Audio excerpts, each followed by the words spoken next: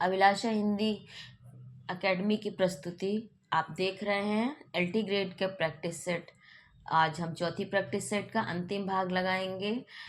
कुल 82-83 प्रश्नों तक हम इसके पहले की कक्षा में हल कर चुके हैं। उसके आगे के प्रश्न हम इस कक्षा में देखेंगे।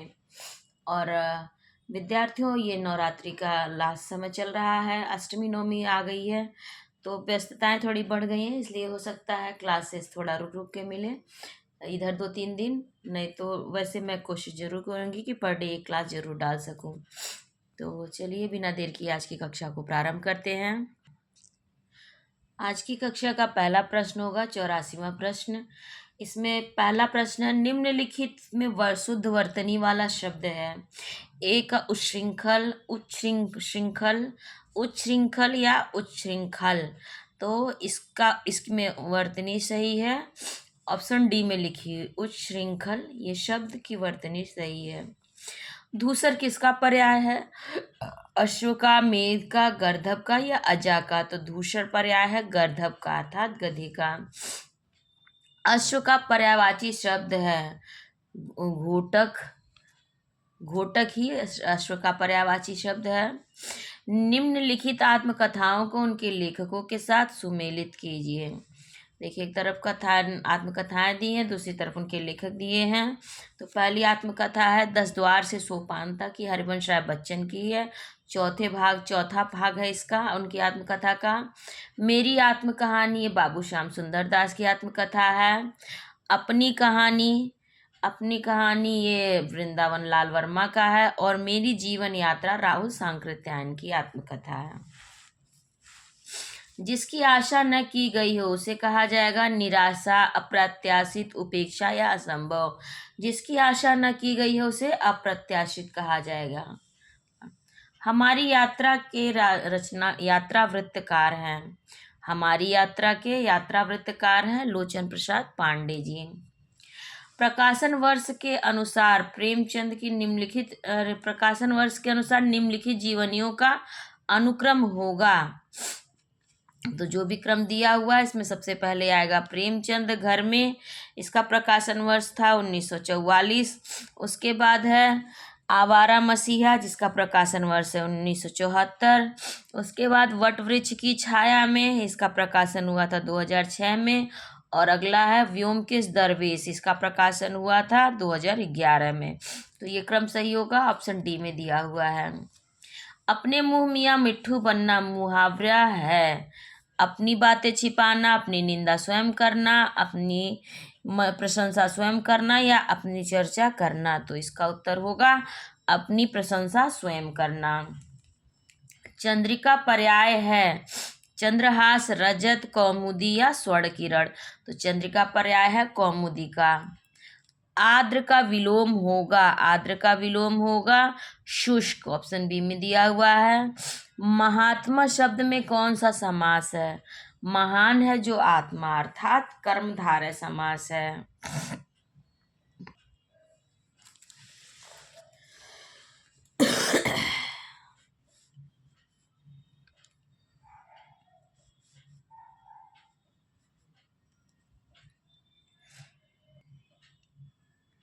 अगला प्रश्न, उससे अच्छे तो आप हैं में कौन सा कारक है? अधिकरण, अपादान, करण कारक या संबोधन कारक। तो उससे अच्छे तो आप हैं, जहाँ तुलना का भाव हो जाता है दो लोगों में, वहाँ अपादान कारक होता है। भारवी द्वारा रचित किरातार्जुनीयम का प्रधान रस है। किरातार्जुनीयम का प्रधान रस वीर रस है। मालती माधवम रचना के नाटक के रचनाकार हैं। मालती माधवम, भवभूति, कालिदास, भास या श्रीहर्ष। तो मालती माधवम ये भास की रचना है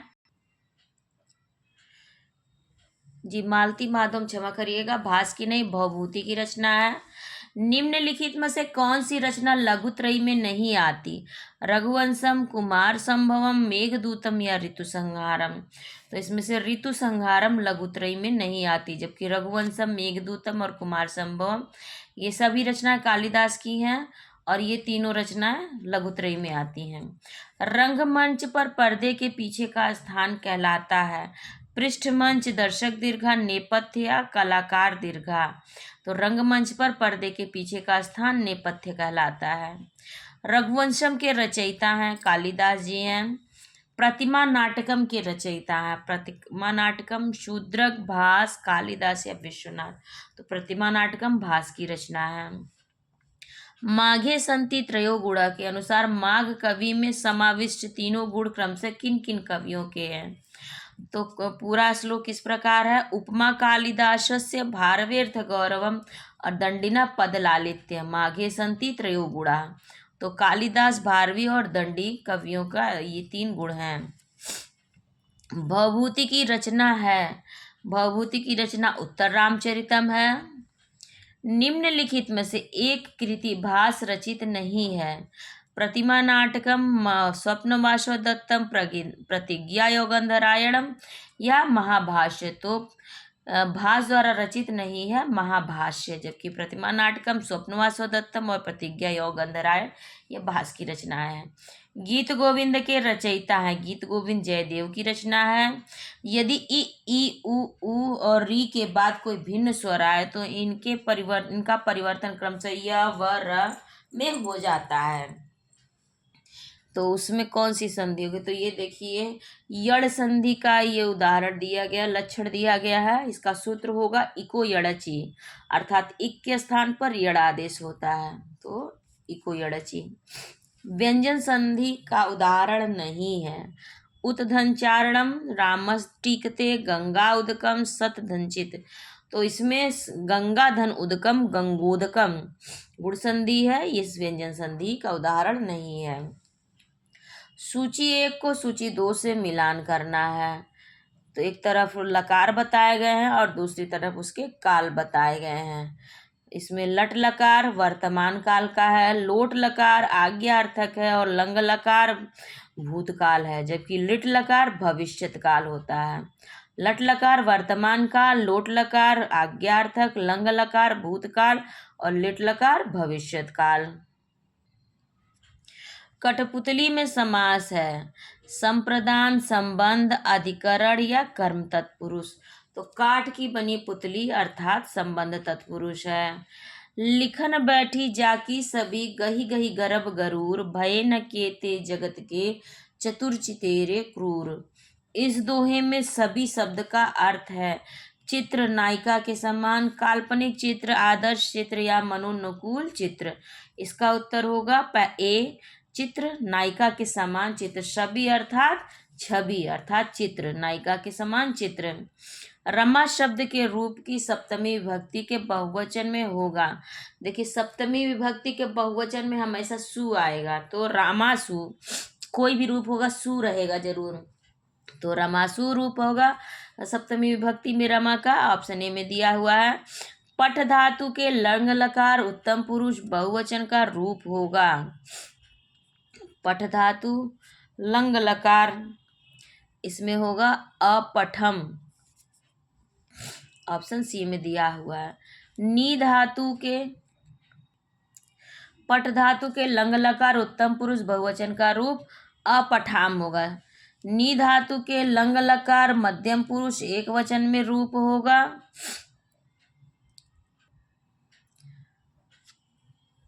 अनयन। नी धातु लंग लकार मध्यम पुरुष एक वचन में रूप होगा अनयन।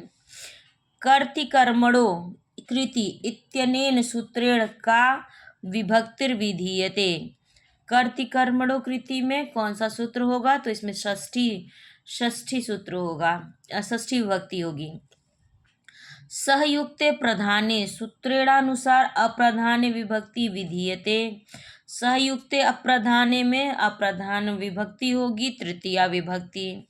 सुधा क्षीर निधि मथनाति रेखांकित पदस्य कर्म संज्ञा विधायकम सूत्रम। तो सूर छिदा निधि में कर्म संज्ञा होगी अकथितम च से, अकथितम च से। ऑप्शन सी में दिया हुआ है। स्पृह धातु के प्रयोग में जिसकी स्पृहा होती है वहां विभक्ति होती है। स्पृहा अर्थात चाह, तो स्पृहा चाहना, तो इसमें होगी चतुर्थी में होगी। क्रोशेन अनुवाको अधीत में तृतीया विभक्ति का प्रयोग किया गया है? अपवर्गे तृतीया सूत्र से। प्रारब्धे न खलु विघ्न भय निश्चय में कर्ता कौन है? मध्या, उत्तमा, निश्चय या साधारण? प्रारभ्यते न खलु विघ्न भय निश्चय में कर्ता होगा निश्चय। छात्र ने 2 पुस्तकें खरीदी, इसका सही संस्कृत अनुवाद होगा छात्र दय पुस्तक क्रीत, छात्र पुस्तका अक्रीडात, छात्र दौ पुस्तकौ क्रीत, छात्र द्वय पुस्तकानि क्रियन्ते। तो छात्र ने 2 पुस्तकें खरीदी का सही अनुवाद होगा छात्र 2 पुस्तकों क्रीत। तो ये 120 प्रश्न खत्म होते हैं चौथी प्रैक्टिस सेट की हमारी। अब इस कक्षा को मैं यहीं पर ख़त्म करती हूँ।